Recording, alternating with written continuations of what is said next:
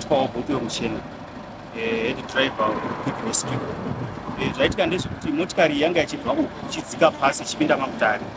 Saka sekuripotwa kwazvaita hanzi yaputika vhiri abva adoza control atowira kuzasi. Saka atowira kuzasi zvakafonirwa kuti pane motikari yaita accident. Ini payaita accident anga ari munhani papasina vanhu vakawanda. Saka azobatsirwa neamubatsira ndiye azoti munhu amubatsira iye ndiye afonera isusu kuassistant.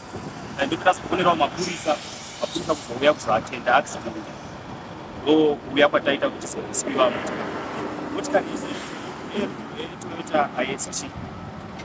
Eni anga ari mumotikari ari kunzi angokuwarawo mamaina atisati aziva idi condition yaari sofa. Saka arunzi akuwarawo haana kuwara stere because atobuda mukati momo achitofamba kuchipatara kwa General Hospital, Mutare General Hospital. Zvaitika apa toona sekuti maoils anenge ari mubhodhi aya kana kuchinge kwanaya unotsvedza. Mvura isati yanyanya kunaya ikasanyanya kunaya stere anokonzeresa kutsvedza kwemotikari. Saka atsvedza nemaoils chibva luza control chibva atodonhera mumaoil. Ndo zvaitika.